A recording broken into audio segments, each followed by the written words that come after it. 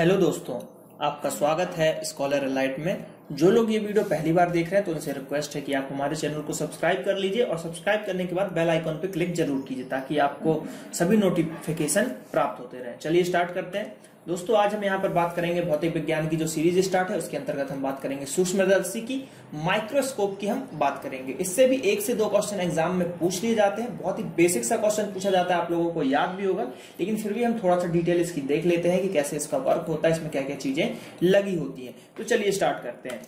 बात करते हैं हम यहाँ पर सूक्ष्मदर्शी की यानी कि माइक्रोस्कोप की। तो माइक्रोस्कोप की अगर हम बात करें तो सूक्ष्मदर्शी एक प्रकाशीय यंत्र है जो बहुत छोटे से छोटी वस्तुओं को देखने के लिए उपयोग में लाया जाता है। यानी कि आप सभी को पता ही होगा कि जैसे कि जो माइक्रोस्कोप है उसका काम ही है कि छोटी से छोटी चीजों को देखना। जैसे कि हमारा ब्लड वगैरह है, ब्लड की टेस्टिंग होती है, मान ली कुछ चीज की टेस्टिंग होती है तो उसमें रख के उसको बहुत ही छोटे तरीके से भी हम उसको देख सकते हैं। तो इन सब चीजों में उपयोग में आता है हमारा सूक्ष्मदर्शी, और इसके द्वारा सूक्ष्म वस्तुओं को आभासी एवं आवर्धित प्रतिबिंब जो स्पष्ट दृष्टि की न्यूनतम दूरी कितनी होती है 25 सेंटीमीटर पर बनता है, जिससे वह स्पष्ट दिखाई देता है। तो आपको एक चीज याद रखना है कि स्पष्ट दृष्टि की न्यूनतम दूरी कितनी होती है 25 सेंटीमीटर होती है, जो कि आपको याद रखना है। ये क्वेश्चन आपसे पूछ लिया जाता है। तो मेनली सूक्ष्मदर्शी क्या करता है कि जो भी छोटी से छोटी वस्तु है, जितनी भी छोटी वस्तु है, उसका जो प्रतिबिंब होगा उसको कहां पर बनाएगा, आपकी जो दृष्टि है उसकी न्यूनतम दूरी जो होती है, स्पष्ट दृष्टि की न्यूनतम दूरी, वहां पर उसको प्रतिबिंब बनाएगा तो आपको एकदम वो क्लियर दिखाई पड़ता है। तो यही चीज यहां पर बताया गया है, तो इसको आपको याद रखना है। अब बात करते हैं सूक्ष्मदर्शी की। तो सूक्ष्मदर्शी क्या है कि 2 प्रकार के होते हैं। अब 2 प्रकार के हैं तो कौन कौन से होते हैं 2 प्रकार के? पहला होता है सरल सूक्ष्मदर्शी यानी कि एकदम सिंपल माइक्रोस्कोप, और दूसरा होता है संयुक्त सूक्ष्मदर्शी। संयुक्त में आ रहा है यानी कि कंपाउंडेड होगा, ये 2-3 इसमें लेंसेस लगाए होंगे। तो देखिए यहां पर आप देख रहे हो ऑब्जेक्ट, ये वाला जो है सिंपल है और ये वाला जो है आपका दूसरा मतलब कि संयुक्त वाला है। तो देखिए इसमें एक लेंस लगा हुआ है और इसमें क्या है कि एक आंख के पास लेंस लगा हुआ है, दूसरा यहाँ पे भी लगा हुआ है। तो 2 लेंस है, एक ऑब्जेक्ट के पास और एक आई के पास। ठीक है। अब इसमें क्या है कि ऑब्जेक्ट सीधे आपका यहां पर है और सीधे ये लेंस है, उसके बाद आंख है। तो ये एकदम सिंपल हो गया, और ये जो है थोड़ा और मतलब अच्छी चीजों को देखने के लिए और ज्यादा गहन अध्ययन करने के लिए उसके लिए यहां पर उपयोग होता है। इसमें देखिए, इसमें ऑब्जेक्ट जो है इधर पे है और इसमें ऑब्जेक्ट जो है आपका यहां पर है और उसकी इमेज जो है आपकी यहां पर बन रही है। इस तरीके से यहां पर चीजें होती हैं। ठीक है। चलिए अब जो है हम थोड़ा सा सरल सूक्ष्मदर्शी के बारे में जानते हैं कि इसमें क्या क्या चीजें होती हैं। सिंपल माइक्रोस्कोप, तो यह एक साधारण यंत्र है जिसके द्वारा पास की छोटी वस्तुओं को उनके बड़े प्रतिबिंब के रूप में देखा जाता है। यह छोटी फोकस दूरी का एक उत्तल लेंस होता है। इसमें कौन सा लेंस होता है? उत्तल लेंस होता है, जो प्लास्टिक अथवा किसी धातु के गोल छल्ले में फंसा रहता है और इसे पकड़ने के लिए एक हैंडल लगा होता है। जब लेंस को वस्तु के समीप लाते हैं तो बड़ा प्रतिबिंब दिखाई पड़ता है। जिस समय वस्तु लेंस के फोकस और प्रकाशिक केंद्र के बीच आ जाती है तो वस्तु का आभासी सीधा बड़ा प्रतिबिंब दिखाई पड़ता है। तो ये नॉर्मल सा आपका है, जैसे कि जो मैग्नीफाइंग ग्लास वगैरह हो गया उसमें भी जो है हम इसी उत्तल लेंस का यूज करते हैं और इसी टाइप की चीजें यहाँ पर होती हैं। तो ये सिंपल सी चीजें हैं, सिंपल नाम ही है इसका, सरल सूक्ष्मदर्शी। अब स्पष्ट देखने के लिए वस्तु को आंख के एक निश्चित दूरी पर रखना आवश्यक है, और इस दूरी को स्पष्ट दृष्टि की न्यूनतम दूरी कहते हैं, है ना। स्वस्थ आंख के लिए इसका मान कितना होता है? 25 सेंटीमीटर होता है। तो देखिए अगर माइक्रोस्कोप से एक क्वेश्चन आएगा तो आपका यही 25 सेंटीमीटर वाला ही क्वेश्चन आएगा, या फिर कि कौन सा लेंस माइक्रोस्कोप में यहां पर यूज किया जाता है। तो देखिए उत्तल लेंस का यूज किया जाता है, और जो क्या करता है उत्तल लेंस की जो भी सूक्ष्म पदार्थ है आप जिसको देखना चाह रहे हो तो उसका प्रतिबिंब क्या करेगा, आपके आंख की न्यूनतम दूरी जो होगी एक स्वस्थ आंख की यानी कि 25 सेंटीमीटर के पास बनाएगा, जिससे कि आपको एकदम वो चीजें क्लियर दिखेंगी। तो अब देखिए ये है कुछ इस तरीके का उसका जो हमने फ्लो चार्ट या डायग्राम जो हमने देखा हुआ था। अब इसमें जो है एक मैग्नीफाइंग पावर जिसको हम कहते हैं, या उसको हम आवर्धन क्षमता कहते हैं, एम से प्रतीत करते हैं, तो उसको हम क्या बोल रहे हैं 1+d/f। अब d क्या है यहाँ पर? d है आपका 25 सेंटीमीटर जो दूरी है, और f क्या है? सरल सूक्ष्मदर्शी के लेंस की फोकस दूरी। ठीक है। अब देखिए इसमें क्या दिया हुआ है, मतलब आप इसको ऐसे निकाल सकते हो किसी भी लेंस का यानी सूक्ष्मदर्शी का, कि उसको 1+ अब आंख की फोकस दूरी कितनी है? 25 है। ठीक। और अब उस लेंस की फोकस दूरी कितनी है उसको अगर आप यहां पर रखते हो तो उससे जो है आपकी उसकी वैल्यू आ जाएगी। ठीक है।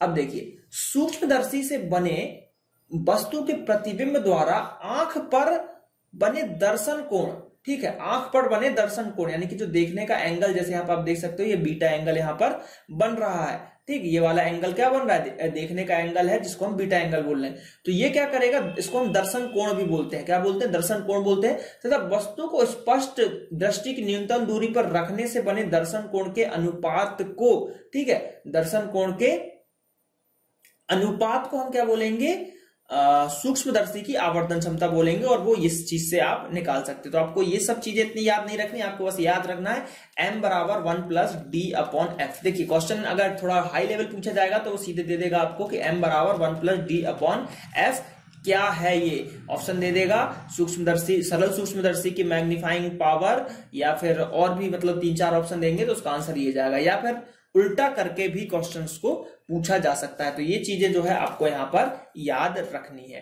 ठीक। तो ये जो है IMP है। चलिए अगले क्वेश्चन की तरफ बढ़ते हैं, यानी कि यहाँ पर अगर हम बात करें अगले मतलब पॉइंट की तरफ बढ़ते हैं, तो अगला पॉइंट है हमारे पास कि संयुक्त सूक्ष्मदर्शी कंपाउंड माइक्रोस्कोप की यहाँ पर हम बात करेंगे। तो इसमें क्या होता है, 2 लेंसों से बना होता है, एक प्रकाशिक यंत्र है, और यह एक ऐसा प्रकाशिक यंत्र है जिसके नजदीक कि सूक्ष्म वस्तु का बड़ा प्रतिबिंब बनता है, और इस प्रतिबिंब द्वारा प्रेक्षक की आंख पर बना दर्शन कोण काफी बड़ा होता है। फलतः आंख को वस्तु बड़ी दिखाई देती है। बनी सी बात, ये ऑब्जेक्ट बहुत छोटा था, एक लेंस है तो दूसरा लेंस है, फिर यहाँ पर आंख देख रहा है, तो यहाँ पर आंख को जो है बहुत बड़ा उसका प्रतिबिंब बनाता है, इतनी सी चीज को वो इतना बड़ा दिखाई देगा। तो बनी सी बात है वो आपको। अब इसका कुछ डायग्राम देखिए, कुछ इस टाइप का है कि एक लेंस जो है आपका यहाँ पर लगा हुआ है, दूसरा लेंस यहाँ पर लगा हुआ है। आप यहाँ पर देखते हो वस्तु मान लीजिए यहाँ पर है, ठीक है, तो यहां से वो ऐसा प्रतीत होते हुए यहाँ पे आता है, मतलब इस तरीके की चीजें यहाँ पर 2 लेंस होते हैं।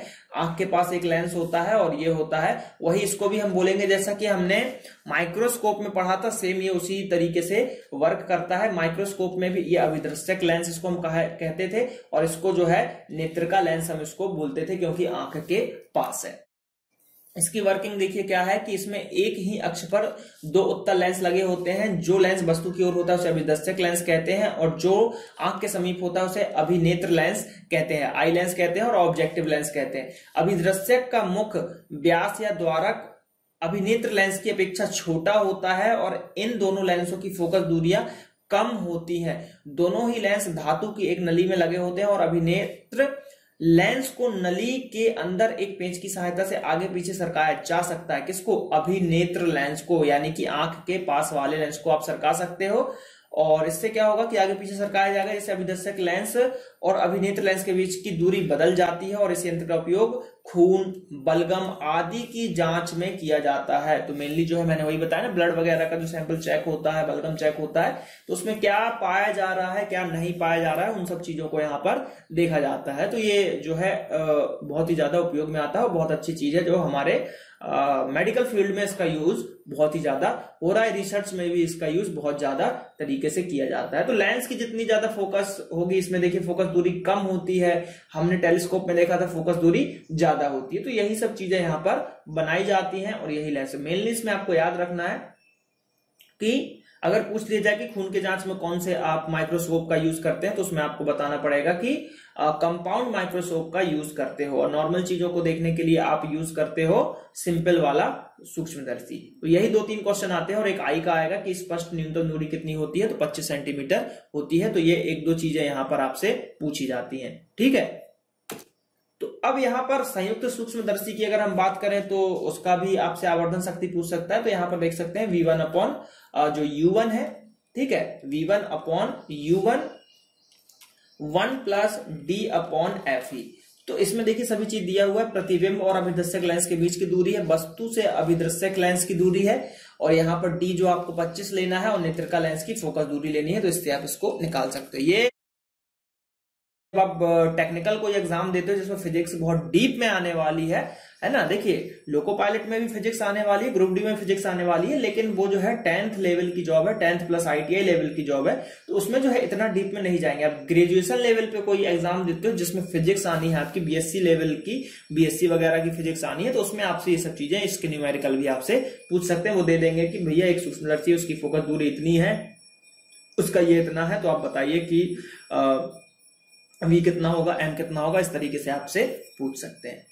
तो आई होप कि ये वीडियो आपको अच्छा लगा होगा। अगर वीडियो अच्छा लगा है तो लाइक कीजिए, कमेंट कीजिए, अपने दोस्तों के साथ शेयर जरूर कीजिए। ज्यादा से ज्यादा वीडियोस को देखिए ताकि आपको नॉलेज मिल सके और आप एग्जाम को क्रैक कर सके। चलिए मिलते हैं अगले वीडियो में। Thank you. जय हिंद, जय भारत।